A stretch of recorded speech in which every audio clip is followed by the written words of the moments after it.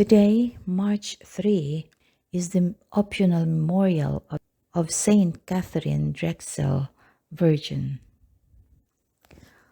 On November 26, 1858, Catherine Marie Drexel was born in Philadelphia to Hannah Langstroth Drexel and her husband Francis Drexel, an international banker and one of the wealthiest men in the United States.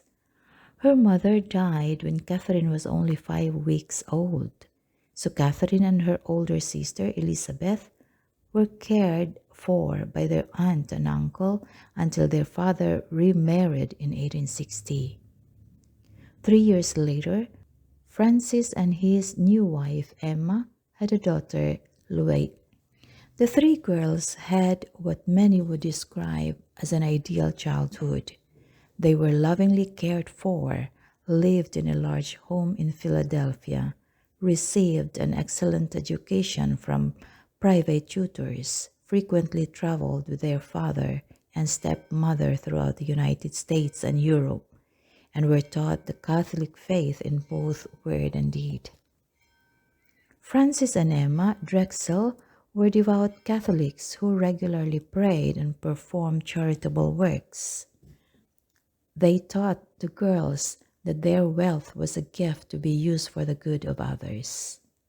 One way they put this conviction into practice was by opening their large home to the community a few times each week, distributing food, clothing, and money for rent assistance to the poor. When widows or single women were embarrassed to come, Emma would quietly seek the women out to assist them. She often taught the girls that kindness may be unkind if it leaves a sting behind. The girls also learned about prayer by witnessing their father and stepmother praying daily before an altar in their home. When Catherine was only 14 years old, she formulated a spiritual plan for her life with the help of her spiritual director, Father James O'Connor, who later was named the first bishop of Omaha. Catherine's parents' witness greatly influenced her, and she began to understand that spiritual riches were worth more than all the material wealth in the world. After completing her formal education at the age of 20, Catherine made her social debut and was presented to Philadelphia high society, as was the custom for young wealthy women. Her heart, however, was not drawn to the life of a social elite, but to God and care for the poor. Over the next few years, Catherine's stepmother suffered from cancer and died on January 29, 1883. At the age of 49, which helped Catherine to realize that money cannot buy health or happiness. The following year, Catherine and her sisters traveled to the western United States with their father, where they saw firsthand the poverty of the Native American community on reservations. In 1885, their father died, leaving his fortune to his three girls.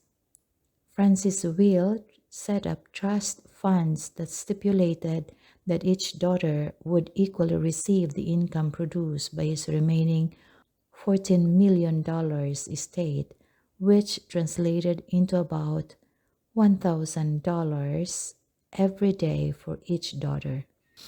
By comparison, in the year 2023, the $14 million estate would be equivalent to almost $500 million, and each daughter would receive about $35,000 per day.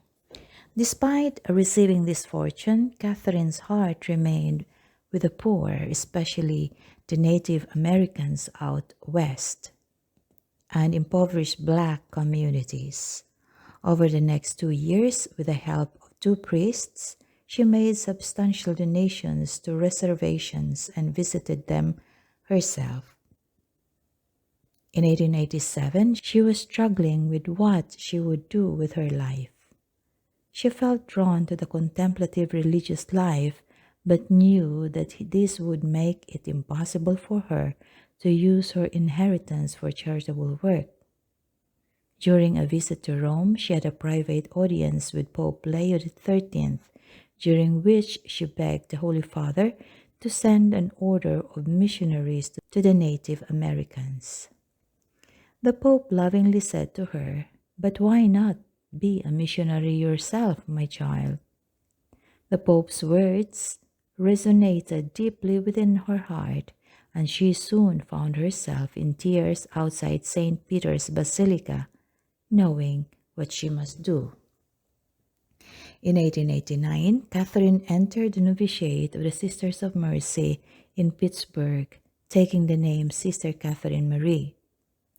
The news traveled quickly among the social elite. Philadelphia's Public Ledger printed an article with the headline, "Miss Drexel enters the Catholic convent, gives up 7 million."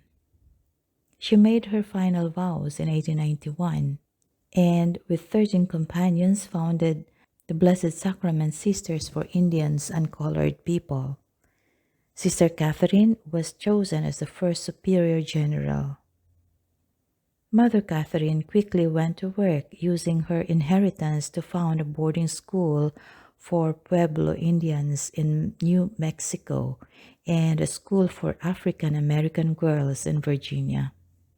Over the next 64 years, Mother Katharine and her sisters established 49 elementary schools, 12 high schools, Xavier University in New Orleans for Black students, and 51 convents. At the time of her death, her order had grown to more than 500 women religious. In 1935, following a heart attack at the age of 77, Mother Katharine retreated to a life of prayer. Her original longing for a contemplative life was realized and lasted for the next 20 years. Her father's will was set up in such a way that the income she received from the trust fund could only be passed on to her children. If she had no children, the money was to be distributed to religious organizations that her father had specified. Of course, Mother Katharine's order was not one of them, being founded after her father's death. Some believe that God allowed her to live until the age of 96 so that her annual earnings from her trust fund could be used for the ongoing charitable work of her order. She lived her last years in prayer in personal poverty, simplicity, and charity, giving all she had and all she was to the poor. She was canonized in the year 2000, only the second person born in the United States to be canonized up to that time, after Mother Elizabeth Ann Seton. Many people dream of being rich. St. Catherine teaches us that money is not the source of fulfillment in life. Love is. Whether you are rich or poor, your happiness comes from lovingly serving the will of God. Be inspired by this holy woman and learn from her example by choosing the poverty of Christ over the riches of the world, and you will discover the true riches of heaven.